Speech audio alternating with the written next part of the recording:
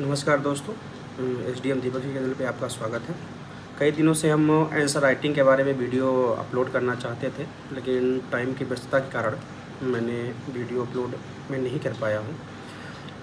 आज मैं सोच रहा हूँ कि एक रिकॉर्डेड वीडियो आपके लिए डाल दिया जाए, जिससे आंसर राइटिंग के संबंधित जितने भी डाउट हैं आपके पास वो सब क्लियर हो जाए। ठीक है, आपको पता है कि जो यूपी पीसीएस का पूरा सिलेबस है और जो पेपर का पूरा पैटर्न है, जो परीक्षा कराने का तरीका है, वो 3 स्टेजों का है, प्री मेंस और इंटरव्यू। मेन मामला आता है मेंस का, क्योंकि मेंस में टोटल 8 पेपर होते हैं और 8 पेपर अगर पूरा टोटल मार्क्स देखा जाए, पूर्णांक देखा जाए तो 1500 नंबर का होता है।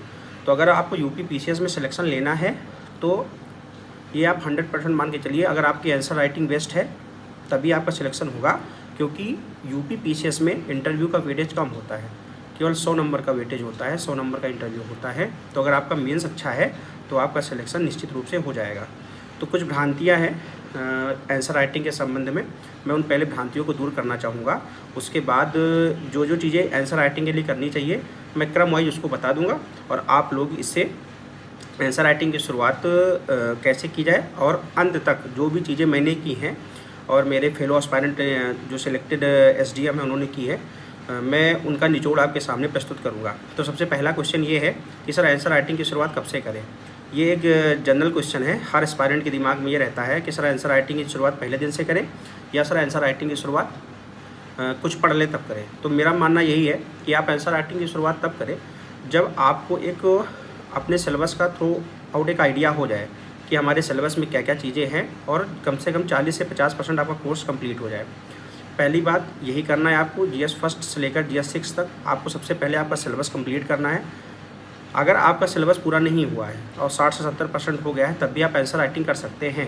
तो सबसे पहला क्वेश्चन, आंसर राइटिंग की शुरुआत तभी करनी है जब आपका कुछ दिमाग नॉलेज से थोड़ा, कम से कम थोड़ी नॉलेज आपके दिमाग में हो, क्योंकि बहुत से क्वेश्चन ऐसे होते हैं जो डिमांड करते हैं कि इंटरलिंकिंग का। तो आप अगर दोनों हिस्ट्री, ज्योग्राफी और पॉलिटी अगर संयुक्त रूप से नहीं पढ़े हैं तो आप आंसर राइटिंग अच्छे से नहीं कर पाएंगे। हो सकता है आपने आंसर लिख लिया हो लेकिन आंसर की क्वालिटी नहीं आ पाएगी। तो सबसे पहले कोशिश क्या करना है, अपना सिलेबस तैयार करना है। दूसरी चीज़ क्या है, मैं क्या करता था, मैंने आंसर राइटिंग के 3 स्टेटस मतलब 3 तरीके अपनाए थे, जिनको बोल देते 3 स्टेज बोल सकते हो, first stage, second stage, third stage. First stage में मैंने क्या किया था, मैंने एनसीईआरटी पढ़ी या स्टैंडर्ड बुक पढ़ा, तो मैंने उस चैप्टर के पीछे जितने भी क्वेश्चन होते थे उसमें से 2-3 क्वेश्चन सेलेक्ट कर लेता था और उन क्वेश्चन को लिखता था। ठीक है, अगर आप क्वेश्चन नहीं लिख पा रहे हो तो कम से कम उस क्वेश्चन के बारे में सोचिए और उस क्वेश्चन का कम से कम आप क्या करिए, आउटलाइन बना लीजिए। ठीक है, या फिर उसकी ड्राफ्टिंग सीख लीजिए, फॉर्मेट कैसे फॉर्मेट में लिखना है ये सीख लीजिए।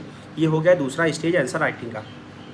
तीसरा स्टेज आंसर राइटिंग का क्या है, दूसरा स्टेज आंसर राइटिंग का है पीवाईक्यू, क्योंकि उत्तर प्रदेश लोक सेवा आयोग 2018 से क्या करवा रहा है, डिस्क्रिप्टिव करा रहा है मेंस।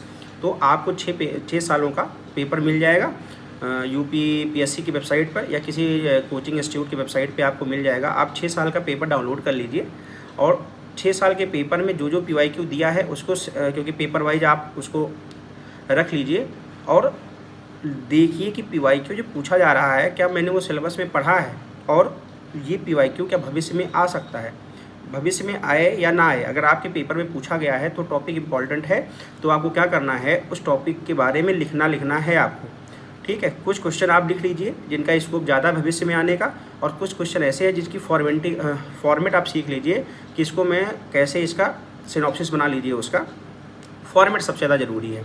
ठीक है, तीसरा स्टेज क्या है आंसर राइटिंग का, टेस्ट सीरीज। जब आपका प्री कॉल हो जाए या फिर किसी कारण प्री नहीं हो पा रहा है, आपका प्री नहीं हुआ लेकिन आपकी तैयारी अच्छी है, तो आप आंसर राइटिंग तीसरे स्टेज पे जा सकते हैं। वो आंसर राइटिंग है टेस्ट सीरीज का।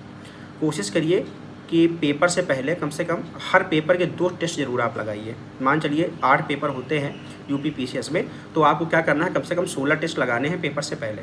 उसका रीज़न क्या है, देखो टेस्ट सीरीज लगाने के कई फ़ायदे होते हैं, मैंने पहले भी मैं बता चुका हूँ।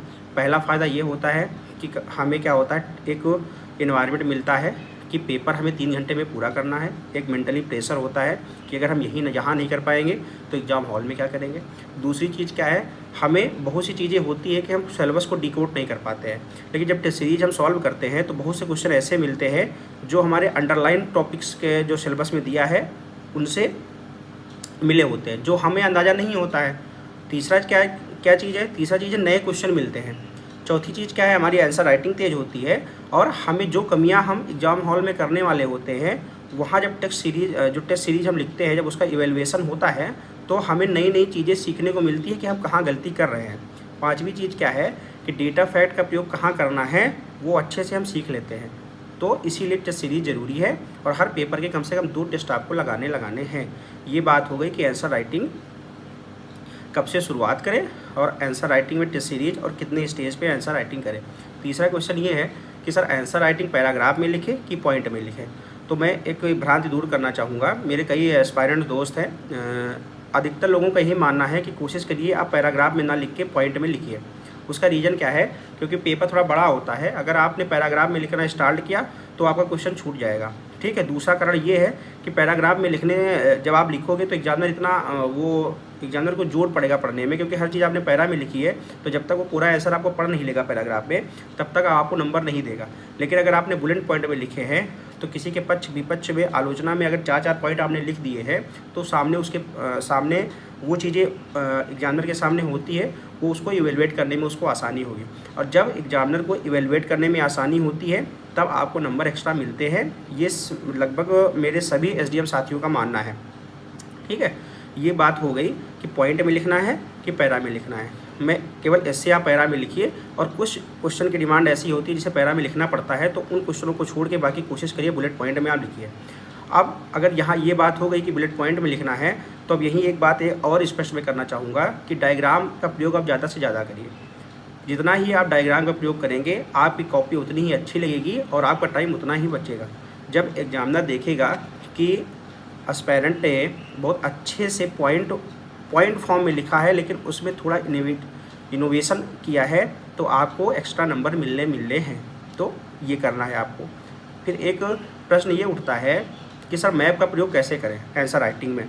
तो देखो, सबसे पहले मैं 2 उदाहरण के माध्यम से बताऊंगा। मान चलिए एक क्वेश्चन पूछ लिया गया कि उत्तर प्रदेश में मुगल स्थापत्य की विशेषताएं बताइए। ये क्वेश्चन पूछ लिया गया GS 5 में, यूपी स्पेशल का जो पेपर 1 होता है। तो आपको क्या करना है, सबसे पहले आपको जो मुगल स्थापत्य की विशेषताएं हैं वो लिखनी है, और यहीं पर एक यूपी का मैप बनाना है। यूपी का मैप बना के मुगल स्थापत्य की जो चीज़ें आपको याद आ रही हैं, कम से कम 3 चीज़ें तो आपको याद आनी ही आनी चाहिए। आगरा का ताजमहल हो गया, फतेहपुर सीकरी में जितनी भी इमारतें हैं उनके 1-2 बारे में, और जो इलाहाबाद का किला है। ठीक है। ये 3 बात क्या करना है आपको, यूपी का मैप ड्रा करके इन तीनों चीज़ों को वहाँ पे इंडिकेट करना है। ऐसे होता है मैपिंग का प्रयोग आंसर राइटिंग में। अब दूसरा मैं एक उदाहरण और लेता हूँ। अगर इंडिया का मैप बनाने को आ जाए तो कैसा क्वेश्चन हो, तो वहाँ इंडिया का मैप बनाते हैं। मान चलिए ये पूछ लिया गया कि 1857 की क्रांति एक अखिल भारतीय क्रांति नहीं थी, आलोचनात्मक विश्लेषण करिए। ये क्वेश्चन आ गया। तो जो क्वेश्चन की डिमांड है उसको तो आपको फुलफिल करना ही करना है। मैप का प्रयोग कैसे करें, तो आपको क्या करना है, इंडिया का मैप बनाना है, और जहाँ जहाँ जिसे पैन इंडिया देख रहा है कि पैन इंडिया मूवमेंट नहीं था, आपको पता था कि 1857 की जो क्रांति हुई थी उसका संकेंद्रण जो था उत्तर भारत में अधिक था। तो आपको क्या करना है, इंडिया का मैप बना के और वहीं पर जहाँ जहाँ संकेंद्रण उत्तर भारत में हुआ है वहाँ वहाँ आपको ऐसे ऐसे बाउंड्री करने के बाद उसको ऐसे ऐसे कर देना है पूरा। ठीक है। उससे क्या होगा, आपका आंसर का डिमांड भी पूरा हो जा रहा है और मैप में वो क्षेत्र भी दिख जा रहा है। अब तीसरा उदाहरण मैं लेता हूँ, वर्ल्ड का मैप का प्रयोग कैसे करें। देखो, वर्ल्ड का मैप आप 2 विषयों में कर सकते हैं, 2 पेपर में कर सकते हैं। एक है GS 1 में, एक है GS 2 में। GS 1 में आपका जो वर्ल्ड ज्योग्राफी का कुछ पार्ट आता है या ज्योग्राफी का कुछ पार्ट आता है उसमें आप कर सकते हो, और GS 2 में IR में आप कर सकते हो। जैसे 2023 में IR से संबंधित एक क्वेश्चन पूछा गया था क्वाड का, तो क्वाड में मैंने बाकायदा USA और इंडिया और जो दो देश और हैं, ठीक है, जापान, ऑस्ट्रेलिया, मैंने पूरा उनका मैप बना दिया था। ठीक है। आपको कॉन्टिनेंट का मैप बनाना आना चाहिए, सातों कॉन्टिनेंट कैसे ड्रा है वो आपको कम से कम एक रफली आइडिया होना चाहिए। दूसरी चीज़ क्या है, मान लीजिए GS 1 में पूछ लिया गया ला लीना या अल्लीनो के बारे में पूछ लिया गया, तो आपको जो उसका पूरा फिनोमेना होता है, ठीक है, जो जहाँ से हवाएं उठती हैं, कहाँ गिरती हैं, ठीक है, जो वो पूरा कॉलम होता है, अगर वो आपको आना है तो मैप का प्रयोग आपको आना चाहिए। दूसरी चीज़ क्या है, GS 1 पेपर में ज्योग्राफी के सिलेबस में इंडिकेट किया गया है ओशियन करेंट्स। तो अगर आपको पूछ लिया गया कि अटलांटिक महासागर की जो धाराएं होती हैं, महासागरीय धाराएं होती हैं, उन पर टिप्पणी करिए, तो आपको कम से कम एक आइडिया होना चाहिए कि अटलांटिक महासागर कहाँ पे है और उसका शेप क्या है। क्योंकि जब आप धाराएं बनाओगे तो आप किसी कॉन्टिनेंट के पूर्वी भाग से कोई बह रही है, कोई पश्चिमी भाग से बह रही है, तो आपको उसको इंडिकेशन आपको करना होगा। तो वर्ल्ड का मैप का प्रयोग ऐसे कर सकते हैं। तीसरी एक और भ्रांति रहती है कि सर डेटा एंड फैक्ट का प्रयोग आंसर राइटिंग में कैसे करें। तो सबसे पहले मैं ये आपको बताना चाहूँगा कि जो आंसर है उसको हम 3 सेगमेंट में बांटते हैं। पहला होता है इंट्रो पार्ट, दूसरा होता है मेन बॉडी, तीसरा होता है कंक्लूजन। तो सबसे पहले ये मैं भ्रांति और दूर करना चाहूँगा कि जो ये 3 सेगमेंट है, इन 3 सेगमेंट में आपको क्या करना है। इंट्रो आपको 15 से 20% देना है, मेन बॉडी को आपको 70% देना है और कंक्लूजन को आपको 10% देना है। मेन बॉडी को लिखने की शुरुआत 2 तरीके से हम करते हैं, या फिर हम किसी डेटा या फैक्ट का प्रयोग करते हैं, या फिर हम क्या करते हैं डिफिनीशन से स्टार्ट करते हैं। तो डेटा एंड फैक्ट का प्रयोग इंट्रो में होता है। दूसरी चीज़ क्या है, मेन बॉडी में हम जो पूछा गया है उसका पक्ष विपक्ष विशेषताएँ, जो भी चीज़ें पूछी गई हैं, ठीक है, इसमें क्या क्या प्रावधान है वो लिखते हैं। कंक्लूजन में फिर हम क्या सोचते हैं कि क्या वे फॉरवर्ड दें, ठीक है, वे फॉरवर्ड दें। अब फिर क्वेश्चन ये आता है कि डेटा का प्रयोग हम सर इंट्रो में कर सकते हैं, मेन बॉडी में भी कर सकते हैं और कंक्लूजन में भी कर सकते हैं। कैसे, मैं एक उदाहरण के माध्यम से बताऊंगा।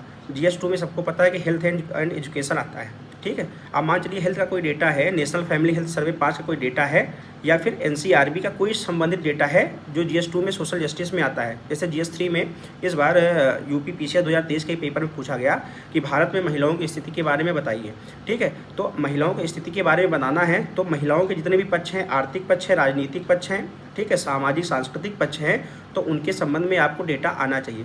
मान चलिए आर्थिक पक्ष हैं तो जो पीरियोडिक लेबर फोर्स सर्वे का जो डेटा आता है उसमें आपको आना चाहिए कि कितनी % महिलाओं का योगदान PLFS में है, ठीक है, ये आपको आना चाहिए। दूसरी चीज़ क्या है, अगर सामाजिक पैमाने की बात करते हैं तो NCRB का डेटा आपको आना चाहिए कि भारत में अगर रेप की दर कितनी है, ठीक है, इसमें गिरावट हुई है, ये सब आपको आना चाहिए। जैसे नेशनल फैमिली हेल्थ सर्वे की मैं बात कर रहा था तो उसमें स्टडी का क्या रेट है, MMR का क्या रेट है, IMR का क्या रेट है, ठीक है, प्रति मरीज पे कितने डॉक्टर की उपलब्धता है, अस्पतालों की संख्या संकेंद्रण शहरों में क्यों है, गांव में क्यों है, तो इसके डेटा आते हैं, ठीक है। तो इन डेटा को आपको क्या करना है, टॉपिक वाइज पेपर वाइज अलग सेपरेट करना है कि कौन आंसर कहाँ आएगा, उसका डेटा का प्रयोग करेंगे, ठीक है। तो मैंने बोला कि इंट्रो का स्टार्ट डेटा से कर सकते हैं और मेन बॉडी में जैसे मान चलिए आप भारत में स्वास्थ्य व्यवस्था या स्वास्थ्य जो परिदृश्य चल रहा है उस पर आपको अगर आलोचनात्मक टिप्पणी करनी है तो अपने एक पॉइंट लिखा कि भारत में स्वास्थ्य क्षेत्र में अवसंरचना की कमी है। तो जैसे आपने लिखा अवसंरचना की कमी है तो इसको आपको फैक्ट देना पड़ेगा। जब आप इसको एग्जाम्पल के रूप में लिखेंगे कि 2200 डॉक्टर अगर 1 लाख मरीज पे 220 डॉक्टर हैं या फिर 130 डॉक्टर हैं, तो जब आप फैक्ट दोगे ना तो एग्जामिनर को ये लगेगा कि इसने पॉइंट लिखा, पॉइंट के बाद फैक्ट दे दिया एग्जाम्पल के रूप में, जिससे बात सिद्ध होती है। तो इसीलिए फैक्ट महत्वपूर्ण है मेंस के आंसर राइटिंग में। फिर पांचवा क्वेश्चन ये सामान्य डाउट रहता है आंसर राइटिंग में, सर डायग्राम का प्रयोग कैसे करें। कोशिश करिए डायग्राम के कई टाइप सीख लीजिए, ठीक है। मैं एक वीडियो सेपरेटली बना दूंगा कि डायग्राम का प्रयोग आंसर राइटिंग में कैसे करें, ठीक है। ये पूरा जनरल डाउट होता है आंसर राइटिंग में। तो अभी कुछ मुद्दों पे मैंने बात कर ली है। इस वीडियो में जो चीज़ें बताई गई हैं अगर आपको समझ में नहीं आता है और अलग से भी कोई क्वेरी है आंसर राइटिंग से रिलेटेड, तो मैं आप लोग कमेंट सेक्शन में इसको पिन कर दीजिएगा या अपने जो भी डाउट हो कमेंट सेक्शन में लिख दीजिएगा। मैं एक दूसरे वीडियो के माध्यम से जो भी आपके डाउट होंगे वो दूर कर दूँगा, ठीक है। सभी को नमस्कार, थैंक यू।